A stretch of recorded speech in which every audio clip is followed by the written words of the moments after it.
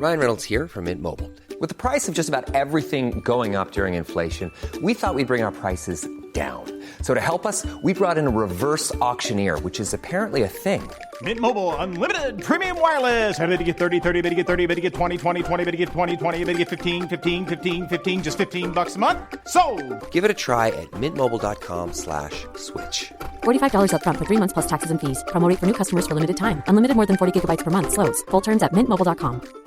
Planning for your next trip? Elevate your travel style with Quince. Quince has all the jet-setting essentials you'll want for your next getaway, like European linen, premium luggage options, buttery soft Italian leather bags, and so much more. And it's all priced at 50 to 80% less than similar brands. Plus, Quince only works with factories that use safe and ethical manufacturing practices. Pack your bags with high-quality essentials you'll be wearing for vacations to come with Quince. Go to quince.com/trip for free shipping and 365-day returns. Many of us have those stubborn pounds that seem impossible to lose, no matter how good we eat or how hard we work out. My solution is PlushCare.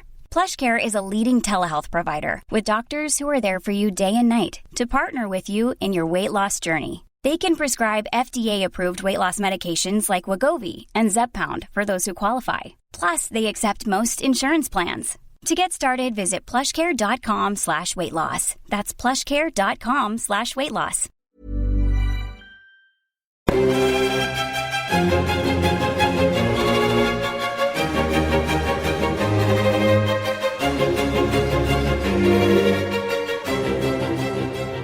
Hello and welcome to the Napoleonicist. Today, the 22nd of July, marks the anniversary of the Battle of Salamanca, so it was obviously a no-brainer to talk about that today. For those of you who attended my talk for Dan Hill's History from Home on the 1812 campaign, don't worry, I'm not going to kind of bombard you with the same talk. Yes, the fundamentals that underpin this are the same because the events are similar, but I want to focus on Salamanca itself as opposed to overviewing the entire year, and I want to give you a more detailed description of the battle before exploring in a lot of depth whether the battle was a wasted victory given what happened in its aftermath. For those of you who are unfamiliar, let me set the scene for you. The year is 1812. Arthur Wellesley, currently the Earl Wellington but destined to become the Duke of Wellington, had spent the previous 3 years trying to establish a secure base of operations in Portugal from which he could take the fight to the French in Spain. The early part of the year had been spent taking the Spanish border fortresses of Ciudad Rodrigo and Badajoz in January and April respectively. With those forts guarding the main roads into the heart of Spain in his hands, he was able to turn his attention on invasion of Spain. There were a few options open to him in terms of attack, but the most logical were either to attack the French army of Portugal, which had its headquarters at Salamanca, or the army of the south in Andalusia. Wellington opted to attack Marshal Marmot's army of Portugal, as he knew that Soult's army of the south in Andalusia would not be able to help Marmot, as a large part of it was occupied besieging Cadiz. Yet Wellington still faced a problem. Although he had roughly the same number of men as Marmot, with a little over 50,000 available for that campaign, he needed to ensure that Marmot would not receive help from other forces across Spain. He therefore organised a series of diversions to keep other French armies in Spain occupied and stop them from detaching men to reinforce Marmot. The French had in excess of 200,000 men in Spain, and Wellington knew that he couldn't fight them all at once. In northern Spain then, the Spanish army of Galicia besieged Astorga, whilst a fleet of Royal Navy frigates under Commodore Popham sailed along the north coast, besieging towns and ports with the help of local Spanish guerrillas, before sailing off in search of another target whenever the French approached.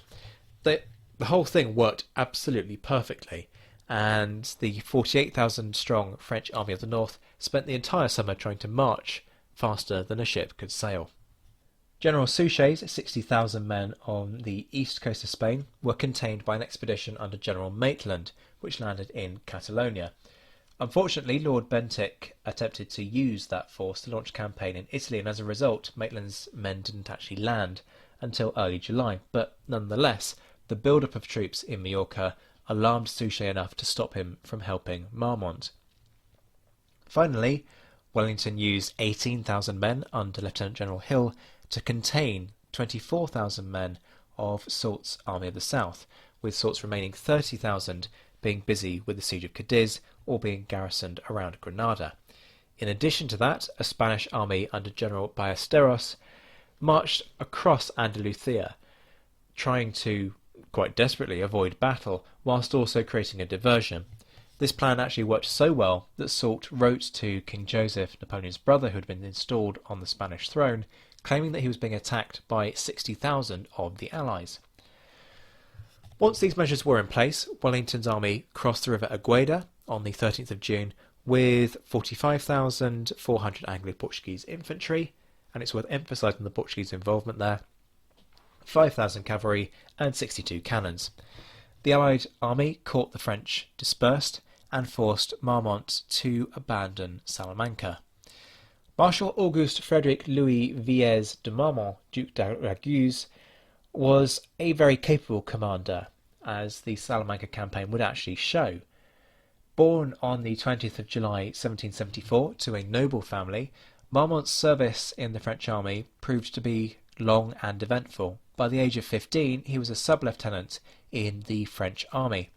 He later distinguished himself as an artillery officer, an accomplishment that would actually have huge ramifications. It was his efforts in this department of the French army at the siege of Toulon which would famously establish his close relationship with Napoleon. It is widely believed that Marmont owed his eventual promotion and survival, actually, as a marshal, to the friendship that blossomed in the aftermath of that victory. Nevertheless, Marmont's military skill was not to be dismissed.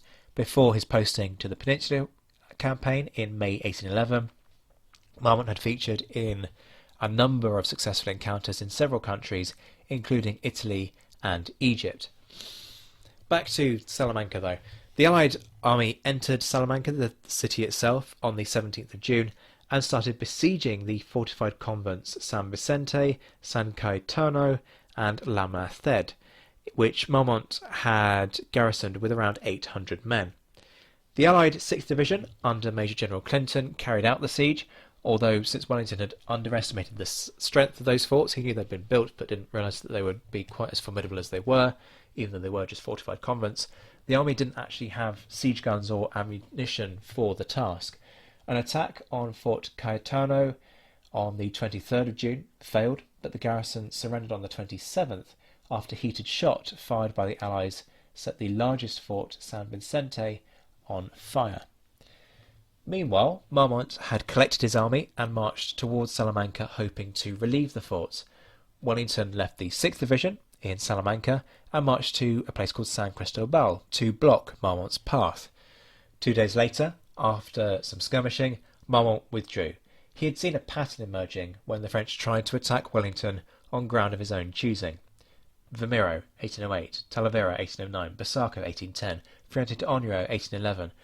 He observed them all, well, not in person, but he saw what had happened and thought, wrongly as it turned out, that Wellington was a defensive general, something which cost him quite dearly at Salamanca. Though it's worth saying that Salamanca wasn't unprecedented, as Wellington had also gone on the offensive at Rolita in 1808 and Oporto in 1809. Nonetheless, for now, the French were chased by the Allies to the River Duero, although Wellington is criticised for not attacking his opponents and for hoping to win the campaign by fighting a defensive battle. The lack of opportunity to fight the French certainly rankled with Wellington's men, who were always supremely self-confident in their own abilities. Marmont's retreat behind the Duero cut his line of communication with Joseph, allowing guerrillas to intercept his letters and pass them on to the British. However, the information gained from these, combined with Marmont's strong new position, actually undermined Wellington's confidence, as Marmont's army was stronger than he had thought. A deadlock developed until the 15th of July, when Marmont sent 2 divisions across the Duero at Toro in a feint designed to draw the Allies westward. Whilst Wellington moved the bulk of his army towards Toro to deal with this threat, Marmont sent the remainder of his army across the Duero at Tordesillas. At the same time, the 2 divisions at Toro recrossed the river and then marched to rejoin Marmont's army via the fords at Poyos. Marmont's manoeuvre had caught Wellington completely by surprise. His 4th Division under Major General Cole and the Light Division under Major General von Alten were now dangerously close to the French army as it approached Castrejon. Wellington narrowly avoided capture as he spent the 17th of July rescuing his 2 divisions and creating a new defensive line behind the Guarina. Although Marmont decided not to attack that position, General Clausel began an attack across the river north of Cagnezel before Marmont's orders actually arrived, but was then pushed back by 2 brigades of the successfully and recently rescued 4th Division. Marmont was quite disappointed that the results of this daring move hadn't produced something more beneficial to him. He had hoped to catch Wellington's army dispersed so that he could destroy it in sections. However, he still held the initiative and began marching southwest towards Salamanca, aiming to cut the Allied army off from its supply lines. Wellington had no option but to copy Marmont's movements, and over the next 4 days the 2 armies marched in parallel, often within cannon shot of each other. Many soldiers later reminisced about this surreal stage of the campaign. Jonathan Leach, an officer of the 95th Rifles, described it as a game of chess between the 2 manoeuvring armies. By the 20th of July, the Allies had returned to San Cristobal, but Marmont pushed his army further south and began crossing the river Tormes at the fords of Huerta. By the evening of the 21st of July, both armies had almost completed crossing the river and camped south of Salamanca near Santa Marta. Although neither side realised it, the next day would bring one of the greatest battles of Wellington's career. On the morning of the 22nd of July, neither the Allied nor the French army expected to fight a large battle that day. Wellington and Marmont continued their manoeuvring from the previous day. Wellington sent the 4th Division to the heights above the village of Los Arapals and occupied the Lesser Arapal, mistakenly believing that the Greater Arapal further south was less important. Once he realised that Marmont was sending forces to the Greater Arapal, he ordered a Portuguese battalion to race the French to it. However, the Portuguese arrived too late and were beaten back by the French. Wellington resigned himself to the possibility of retreating towards Ciudad Rodrigo and posted the 3rd Division and Durbin's Cavalry Brigade at Aldea Tejada to cover that possible retreat. Marmont continued with his aim of outflanking the British, using the Greater Arapal as a pivot behind which he could swing his army. His confidence was increased when he witnessed Wellington move the 1st Division forward to attack the Greater Arapal, only to cancel the order before the attack began. Marmont's plan began to collapse, though, as the divisions of Thomier and McCune, at the leading edge of his outflanking manoeuvre, marched too far along the Monte d'Azan, south of Wellington's position, and became isolated from Bonnet's division near the Greater Arapal. Wellington seized that opportunity and used the 3rd Division to attack Thomier and the 5th Division to attack McCune. The attack by the 3rd Division was a complete success, and the French division was broken by a single British bayonet charge. Although French cavalry under General Curto attempted to attack the 3rd Division, they were driven off by Durbin's Portuguese dragoons. Just as the 3rd Division broke Thomier's men, though, Le Marchand's Heavy Dragoon Brigade arrived and charged the fleeing French, completely routing them. Thomier's division lost 2,884 officers and men killed, wounded, or taken prisoner. The 5th Division's attack against McCune 40 minutes later was just as successful. McCune's men had formed into square and column formations to try and deal with the threat from Le Marchand's cavalry. However, those formations were extremely vulnerable to infantry attack, and the 5th Division broke the French with a single volley of musket fire followed by a bayonet charge. Once again, Le Marchand's men exploited this chance and destroyed another French division, killing, wounding or capturing 1,737 men. Le Marchand's men still had not finished their deadly work, though, attacking the 1st Battalion of Topin's division, which had tried to move to support McCune. The rest of that division withdrew and played no further part in the battle. Le Marchand's charge had now lost momentum, though. Le Marchand himself had been killed by a bullet which broke his spine, but the charge had destroyed the left flank of the French army. Throughout this time, the French were effectively leaderless. Marmont was wounded at around 3 p.m. by an exploding shell. He later claimed that he had planned to write to tell McCune and Thomier to halt closer to the Greater Arapal, but this seems unrealistic because that order could have been carried by an aide. General Clausel should have taken over, but he had also been wounded and couldn't be found. General Bonnet therefore took command, but was soon wounded himself. Clausel returned to the field to take control, but the French had little guidance for a really crucial hour in the context of the battle. Yet Wellington wasn't having it all his own way, as a crisis developed in his centre.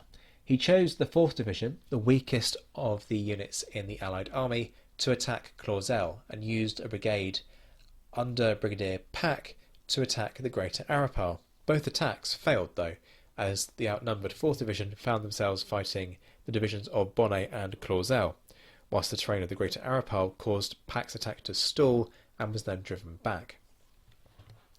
This setback opened up a 2-mile gap in the Allied line. Clausel seized that opportunity to make a counter-attack, and Bonnet's men pursued the fleeing 4th Division. However, this exposed them to an attack by the 6th Division, part of Wellington's reserve forces, which in turn forced them back. Meanwhile, the 4th Division reformed and attacked Clausel, and with the help of the 6th and 3rd Divisions, succeeded in breaking the French. As the left and centre of the French army fled the battlefield, the French on the Greater Arapal were forced to abandon their position, deserting their cannons in the process. Clausel chose Ferry's division, which had seen little fighting all day, to cover the French retreat. Ferry made a heroic stand against the Allied 6th, 3rd and 1st Divisions at El Sierro. This bought the French a crucial hour until darkness fell, and they were able to withdraw, but they lost 1,001 men in the process, including Ferry himself. As the French withdrew towards Alba Tormes, Wellington halted his tired army. He was later frustrated to learn that the Spanish garrison that he posted in the castle of Alba Tormes had abandoned its post 2 days earlier as the French moved into the area. Although he blamed the Spanish for this, using it to explain his failure to completely destroy the French, in reality their evacuation was sensible, as no one expected a battle to be fought on the 22nd of July. The Allies had suffered 4,809 men killed or wounded, yet that was eclipsed by the French loss of 12,435 men killed, wounded or taken prisoner. The Allies had also captured 20 French guns, 6 battalion flags and 2 eagles, the most prized standard that a French regiment carried into battle. The Battle of Salamanca was one of Wellington's most overwhelming victories. One of the greatest tributes for his success was written by French General Foy a few days after Salamanca, which said, "This raises Wellington almost to the level of Marlborough. It was a battle in the style of Frederick the Great."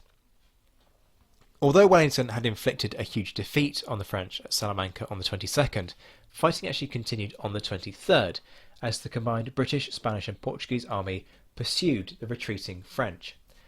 On the morning of the 23rd of July, the British cavalry attacked the French near the town of Garcia Hernandez, about 15 kilometres southeast of Salamanca.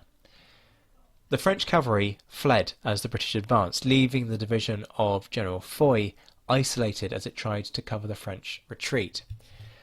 Although Foy's men formed into square, which was the safest formation against cavalry, the Allied cavalrymen decided to attack regardless. In the fight that followed, the British broke 2 squares, when horses and riders that had been shot by the French fell on top of one of the square's sides. The British exploited this gap to attack the French from within inside their own formation, and destroyed 2 French battalions in the process. The achievement was extremely rare, costing the French around 1,100 men, compared to an Allied loss of 127 men. However, as the French continued to withdraw towards Valladolid, Wellington halted his exhausted army and considered his options. He could continue to pursue the army of Portugal in the hope of inflicting another defeat on them. Alternatively, he could march south and attack Marshal Soult's 50,000-strong army of the south in Andalusia. Finally, he could take advantage of the fact that Joseph Bonaparte, who Napoleon had made King of Spain in 1808, had only 18,500 men to block his path to Madrid, and was therefore incapable of defending the capital if he was attacked. After marching to Valladolid to secure his position in the centre of Spain, Wellington took the last option.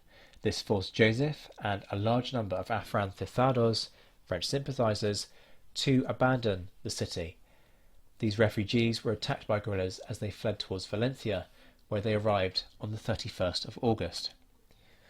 Meanwhile, Wellington entered Madrid on the 12th of August, to the joy of the Spanish residents. Jonathan Leach, an officer of the 95th Rifles, remembered the response of the locals as the British marched into the city, saying, "Few of us were ever so caressed before, and most undoubtedly never will be again." Wellington's victory appeared complete by forcing Joseph to abandon his seat of power. Yet Wellington's success was beginning to work against him, alarming the other French commanders in Spain and forcing them into action. Clausel managed to rally the army of Portugal remarkably quickly, despite telling the French Minister of War on the 6th of August that, quote, "It would be impossible to find an army whose discouragement is greater than this." By the 13th of August, he was able to send Foy down the Duero to rescue the French garrison at Toro, before chasing the Spanish general Santa Clyde to Zamora and mauling his rearguard. Wellington was alarmed to discover that the French were so close to Salamanca, and therefore threatening his supply lines with Portugal. After moving Hill's men from the Portuguese border to Madrid, he turned to deal with this new threat, pursuing Clausel's army towards Burgos and laying siege to the garrison inside the fortress town. Although Wellington confidently predicted in his letters that capturing Burgos would not take long, the siege was a pretty shambolic affair. I won't go into depth on Burgos, as if you want to hear more about that, you can listen to the episode on Wellington's Unknown Warriors, which talks about my efforts to see the remains of 6 soldiers killed there, analysed and given a proper burial. What matters, though, is that the siege was a failure, causing 2,000 Allied casualties in the space of a month, and the fort was never captured. Eventually, developments elsewhere in the peninsula forced Wellington to abandon the siege. Other French commanders were gathering to face the renewed threat posed by Wellington's position in central Spain. By the 24th of August, Soult's army started marching to move north, abandoning its siege of Cadiz on the 24th of August in the process. After evacuating Andalusia, he combined with King Joseph and marched towards Madrid with 60,000 men. On the northern coast, French General Caffarelli had finally contained Sahome Popham, who had captured the port of Santander, but brought 12,000 men to reinforce the French army of Portugal, bringing their strength up to 53,000. On the 22nd of October, Wellington began to retreat towards Salamanca. Meanwhile, Hill's men abandoned Madrid to the fury of the Spaniards, who had greeted them so enthusiastically months earlier, and the two of them rejoined on the 8th of November. Although Wellington offered battle to the French on the same site near Salamanca as he had in July, the French, commanded by Soult, refused to attack him, despite numbering 100,000 men. Wellington was forced to withdraw his army, now suffering from a lack of supplies, towards Ciudad Rodrigo through appalling weather. Issues with the morale of the troops had begun to emerge as early as the siege of Burgos, but in these conditions discipline collapsed, provoking a furious outburst from Wellington. The Allies were actually relatively fortunate, however, as the French decision not to pursue allowed the Allied army to reach the fortress safely on the 19th of November. With such a rapid withdrawal to the Portuguese border, it's reasonable to ask whether Wellington had squandered the victory at Salamanca. To this day, the 22nd of July 1812 is a date that has been widely acclaimed as a great moment in the history of the British Army. Despite the clear setback, the implication that the Battle of Salamanca was wasted needs careful scrutiny, as Salamanca yielded a number of less obvious military benefits that cannot be ignored, and the long-term ramifications certainly outweighed the shorter-term losses. Criticism of Wellington's exploitation of his Salamanca triumph extends to the very moment of victory, and the limitations of his consolidation of that success. His failure to completely destroy the army of Portugal as they retreated, therefore limiting the extent of his achievements, is one of the main reasons for the potential of Wellington's victory at Salamanca to be considered wasted. Troops were sent in completely the wrong direction, to Huerta north of Alba Tormes, where the French were actually escaping. Wellington blamed this failure on the Spanish decision to withdraw the garrison at the castle of Alba Tormes, when the French occupied the area on the 20th of July. Gates suggests that Wellington used this as an excuse to mask his mishandling of the pursuit. However, since Wellington had not been informed of the Spanish withdrawal until after the battle, his orders should be seen as an attempt to exploit his victory in sending men to Huerta, and not a waste of its potential, because if Alba Tormes was blocked, then the French might have been forced to move towards Huerta. It's also important to recognise that Wellington himself considered the whole thing to be a little misfortune, which does not diminish the honour acquired by the troops in the action. The fact that the Allied army was still forced back to the Portuguese frontier by the end of the campaign season also creates the strong impression that the potential of Salamanca was wasted. In the last days of the retreat to Ciudad Rodrigo, between the 15th and 19th of November, a lack of supplies and terrible weather conditions caused the Allied army's discipline to disintegrate, though Stephen Petty has shown that there were issues much earlier, almost from the moment that the army withdrew from Burgos. This suggests that the potential of Salamanca was not only wasted, but that the ultimate failure of the campaign that followed actually damaged the morale of the Allied army. However, because discipline was swiftly restored, once the army was resupplied near Ciudad Rodrigo, the long-term effects of that lapse were actually minimal, and Wellington regained his men's trust very rapidly. Describing the Battle of Salamanca as wasted on the grounds of lack of additional ground gained also fails to appreciate the benefits, both strategic and in terms of politics and propaganda, that Salamanca enabled. It's important to recognise that although the French armies pushed Wellington back to the Portuguese border, they had, in Weller's words, nothing to be proud of. The French had been forced to abandon a number of gains that they had made over the previous 3 years, most notably Soult's stronghold over Andalusia. The siege of Cadiz had also been raised, and the French were only able to reoccupy Madrid for 8 days in November 1812. Indeed, those gains were so significant that Liddell Hart suggests that in comparison, the lack of ground gained was actually superficial. As Jack Weller highlights, the strategic significance of these facts renders the argument of Salamanca being a wasted victory unrealistic, as Wellington's campaign in 1812 following the battle was notable for its strategy rather than its tactics.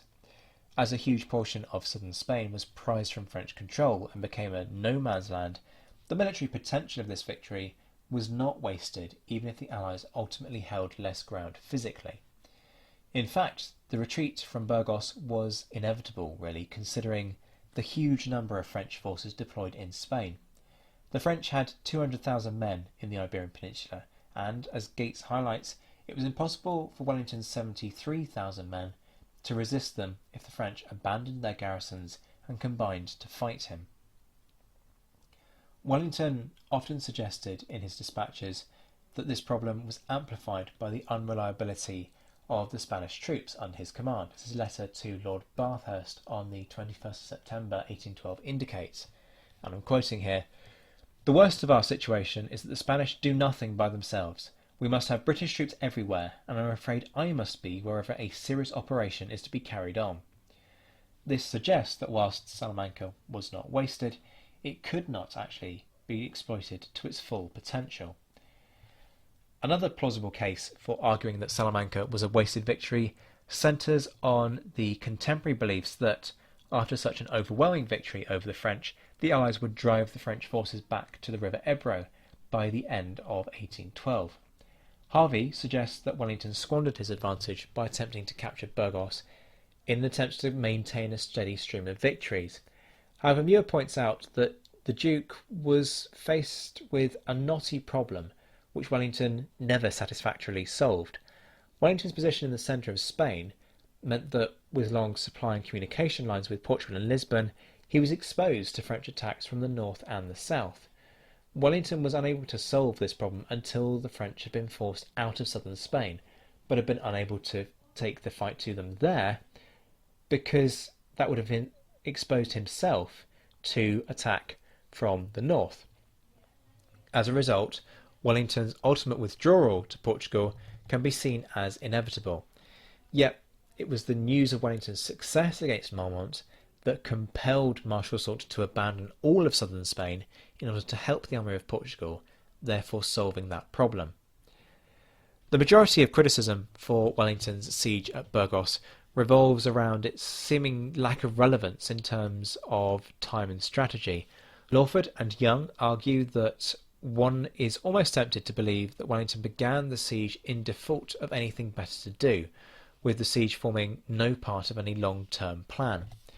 Wellington has been berated for uncharacteristically poor preparations in conducting that siege. He had fundamentally underrated the difficulties in laying siege to Burgos, and therefore was inadequately prepared for such an intensive operation, possessing no siege guns worthy of the name, a mere 3 heavy guns, instead having to resort to mining, a technique in which his men had almost no experience or training. This lack of preparation was exacerbated by possessing none of his storming divisions, instead relying on his 1st Division, which, having been denied the chance to fight at Salamanca, begged to take part in this operation. It is also difficult to see what advantages Wellington would have reaped by taking the castle. By destroying the fortifications in the process of the siege, he would have gained very little garrisoned benefit from them, as a costly and time-consuming rebuild would have then been required. The disastrous retreat that Wellington ultimately had to undertake was accompanied by similar miseries that beset the retreat to Coruña in the winter of 1808-9. Some soldiers who had endured both episodes later declared that the retreat to Burgos was actually far worse. Yet Liddell Hart argues that the withdrawal from Burgos was a fine feat of generalship due to Wellington's appreciation of his own dictum that the best test of a general is to, quote, know when to retreat and dare to do it. Wellington's withdrawal meant that the French were not able to defeat him and therefore nullify the effects of Salamanca, ensuring that his victory was not, in effect, wasted. The disappointment that was felt, both within the army and the government, at the lack of tangible gains from the Salamanca campaign was accentuated by the unrealistic hopes that many had in the aftermath of his victory. The extent of this is demonstrated by the Paris Regency Council's fears that Wellington would manage to fight his way through Spain and attack France whilst Napoleon was occupied fighting Russia. That fear was unrealistic due to the number of French troops who remained in the peninsula after the Battle of Salamanca in comparison to the number of Allied troops. Nonetheless, it suggests that the significance of Salamanca was fully appreciated by the French government. There were also a number of benefits that arose from Salamanca which could not physically be wasted. Rory Muir calculates that Salamanca cost the French 162 officers and 7,529 men killed or taken prisoner, without factoring in the wounded. Those losses were difficult for the French to replace due to the demand created by Napoleon's campaign in Russia. Another benefit that could not be physically wasted was the psychological impact of the Allied victory at Salamanca on the French. As Charles Oman notes, no one on the French side had yet realised that Wellington on the offensive could be no less formidable and efficient than Wellington on the defensive. It also had a major impact on frontline soldiers. Maximilian Foy, a divisional commander at Salamanca, famously wrote, "It raises Wellington almost to the heights of the Duke of Marlborough. Previously one recognised his prudence, his choice of position, his ability in using them. At Salamanca he showed himself a great and able manoeuvrer. It was like one of Frederick the Great's battles." This admission of Wellington's skill as a commander is highly significant because, as Muir highlights, self-confidence and esprit de corps was a critical motivating factor for troops during a campaign and in a battle. As a result, Wellington's ability to continue inflicting defeats on the French armies in Spain substantially undermined French morale. The extent of this deflation is demonstrated by Clausel's comments to the French minister that I mentioned earlier, that it would be hard to find an army whose discouragement is greater than that of these troops, referring of course to his own men. Wellington himself felt that he had the psychological ascendancy in the aftermath of Salamanca, claiming, "I do not believe that there are many soldiers who were in that action who are likely to face us again till they shall be largely reinforced indeed." Napoleon, however, dismissed this upon learning of Wellington's victory, saying, "Events at present are giving Wellington a reputation, but in war men lose in a day what they have spent years building." Of course, at the time, Napoleon was himself engaged in a campaign which would directly lead to him losing what he had spent years building, as his Grande Armée embarked on the disastrous Russia campaign. The moral ascendancy extended far beyond Wellington's battlefield reputation. This can be seen in the Spanish jubilation which greeted the liberation of Madrid. A witness to Wellington's entry into the Spanish capital wrote that, quote, "Ladies threw down their most valuable veils and shawls for his horse to pass over. They got hold of his legs as he sat on horseback and kissed them." This joy and strengthening of the Spanish resolve produced notable benefits. Anti-French propaganda was already in circulation in Madrid prior to Mont's defeat at Salamanca, but its liberation allowed for its distribution on a wider scale. With the French now absent from the majority of Spain, patriot propaganda insisted that victory was now a foregone conclusion. In turn, this allowed further volunteers to be absorbed through promises of substantial bounties, with the time of year further bolstering recruitment numbers as many day labourers could not find work in the summer. This can be seen in how the number of guerrillas fighting the French soared. It's estimated that as many as 38,250 guerrillas were active by the end of 1812, organised into 22 partidas. This is a further example of the unexpected developments which considerably assisted the Allied effort in the aftermath of Salamanca.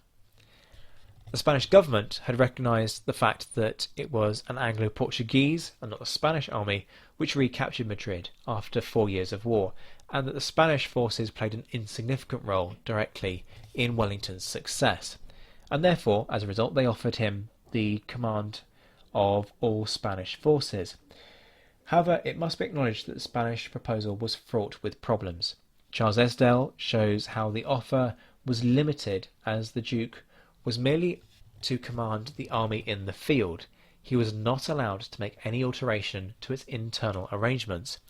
This conflicted with Wellington's desires, as he had written earlier in the year that he considered it essential for a commander-in-chief to be in control of internal arrangements, such as the proper provision of food and water, so as to instill within the Spanish a regular system of subordination and discipline.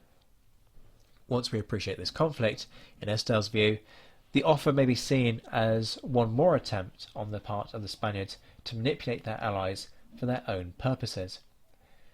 Wellington recognised this and felt compelled to refer the Spanish offer to the British government. As a result, Wellington did not formally take command of the Spanish army until the 22nd of November.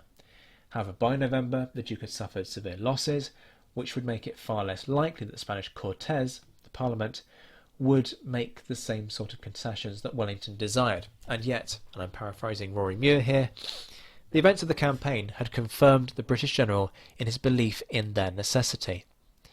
For Wellington then, the Spanish attitude appeared to have contributed to the ultimate failure of the 1812 campaign, and provides a sense that some of the short-term potential benefits were in fact wasted due to political complications. However, the victory at Salamanca also had a number of other beneficial influences on the European political arena, particularly in Britain. News of the Allied victory at Salamanca did not reach England until August due to disruptions in the lines of communications in Spain due to fog. However, when news of the victory spread, it created an atmosphere of widespread euphoria amongst the public. The Archbishop of Canterbury even prepared a special prayer of thanks for the Duke's efforts. Several prominent contemporaries in the UK lavished praise on the Duke. The Prime Minister, Robert Jenkinson, the 2nd Earl of Liverpool, for example, congratulated Wellington in a letter, quote, on the most decided as well as brilliant victory which has for centuries crowned the British arms. Bathurst's words epitomise how great Wellington's achievement was perceived to be. He wrote to Wellington applauding his victory over, quote, Army in number greatly your superior, in discipline, in valour, and in conduct inferior to none except the army which subdued it. Bathurst was writing in this instance to inform Wellington of his reward for this accomplishment, the king raising his position to Marquess of Wellington, noting the high sense in which His Royal Highness the King regarded Wellington's merits. Although Bathurst's estimate that Wellington faced a larger army is obviously false, this example nonetheless demonstrates the importance, the scale, and the esteem in which the battle was held in Britain. Politicians were quick to exploit and capitalise on the public excitement at the news of the victory, which coincided with the end of the Luddite disturbances and a good harvest, to call an election in September 1812. Whilst Muir points out that general elections during this period did not dictate the rise and fall of governments, it is important to recognise that many of Liverpool's opponents lost their seats. As a result, the potential political benefits of the Battle of Salamanca in Britain were clearly not wasted, as Liverpool seized the opportunity to strengthen his government. As Muir highlights, Salamanca confirmed in office many of the ministers who would lead Britain to victory in the Napoleonic Wars. Furthermore, the victory forced the political opposition in Britain, alarmed by the jubilant London crowd breaking the windows of a previously popular radical, Sir Francis Burdett's house, to refrain from publicly criticising Wellington's campaigns. Although Wellington's critics continued to make gloomy predictions about the outcome of the Peninsular War, Salamanca confirmed the government's wisdom in refusing Napoleon's token offer made before the launch of his campaign in Russia to restore the Portuguese, but not the Spanish, monarch in return for peace. This is a useful example of the ways in which some of the benefits of Salamanca, again, could not actually be wasted, as the simple occurrence of the Allied victory was sufficient to demonstrate the government's astute judgment. It is also possible to argue that politically the fact that Wellington did not lose the battle was actually more significant than the fact that he won it. Liverpool's administration had been relatively weak when it came to power in the aftermath of the assassination of Spencer Perceval on the 11th of May 1812. Although Liverpool's government survived a vote of no confidence on the 11th of June 1812 by over 100 votes, Wellington's correspondence show that the government was by no means secure. This is apparent in a letter to Edward Cook, the Under-Secretary for Foreign Affairs, on the 7th of July 1812, in which he says, quote, "The present government will certainly go on for this session, but they must get their strength to meet the next." If Wellington had been defeated at Salamanca, it is feasible that Liverpool's government would have fallen, potentially precipitating a major political crisis in which opponents to the war against France may have taken power. This is another way in which the benefits of Salamanca simply could not be wasted. It is also important to recognise that the British government did not waste the propaganda opportunities that Salamanca presented. Once news of the victory had been printed in the national newspapers, the government had the Extraordinary Gazette translated and reprinted in French and German, and then smuggled them onto the continent in order to spread discord amongst Napoleon's supporters and encourage his opponents. In capturing Madrid, Wellington secured a huge propaganda victory.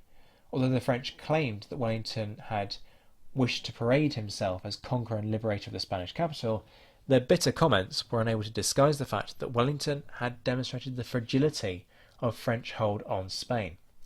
Whilst Madrid was not strategically important, Wellington's decision to liberate the capital permanently dislodged the French hold over it. With 200,000 troops still in the Iberian Peninsula and an apparent lack of urgency in the Allied pursuit of French forces, Napoleon was initially indifferent to the loss at Salamanca. Muir points out how the Emperor stated of the British forces, "They cannot leave Spain and go make trouble for me in France and Germany. That is all that matters." Napoleon was so involved in the Russian campaign at this point in time that it must be recognised that Spain was, as Gates describes it, a secondary front. However, there were still important political consequences in the French Empire which arose from the battle. The Regency Council in Paris was so alarmed by the loss that they recalled Marshal Massena from retirement to take command of the army of Portugal. The council feared that Salamanca would prove a catalyst for further losses, which could result in the French being driven all the way back to the Pyrenees. Salamanca also had a considerable effect on French public opinion, shaking confidence, according to the Minister of Police, General Savet, in the Peninsular War and Napoleon's command. Whilst reviewing his campaigns in exile, even Napoleon commented that Salamanca and the series of French retreats that came after it destroyed my moral power in Europe.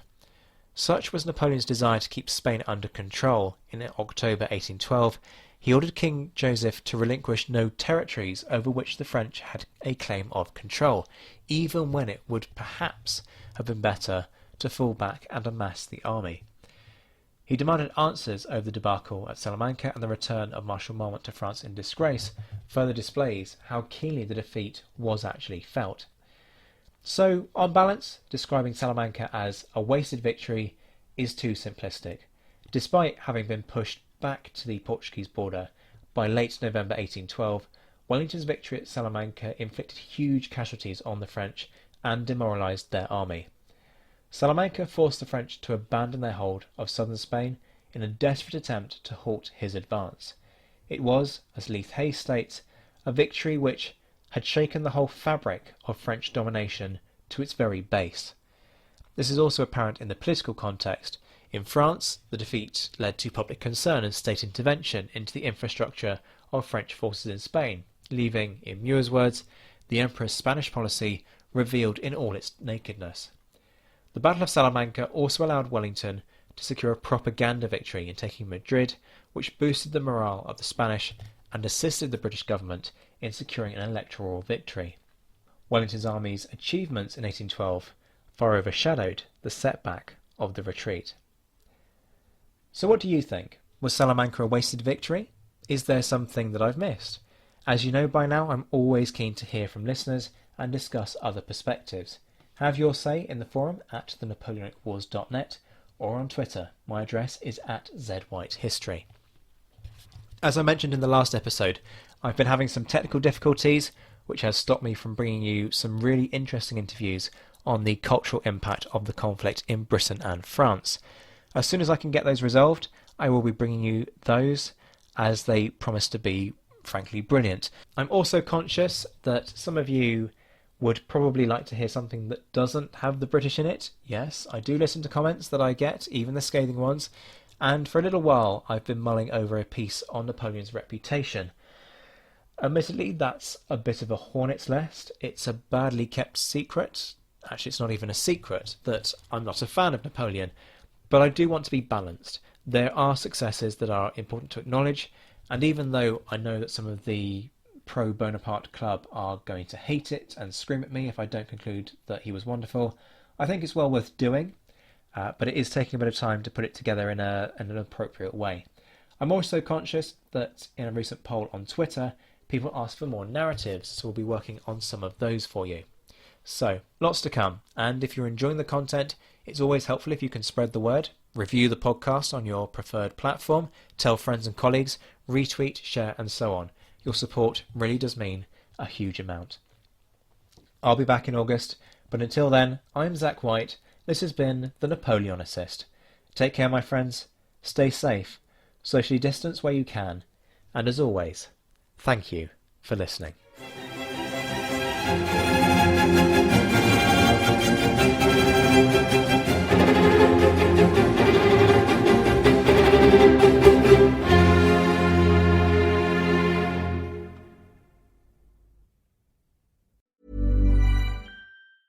Hey, it's Danny Pellegrino from Everything Iconic.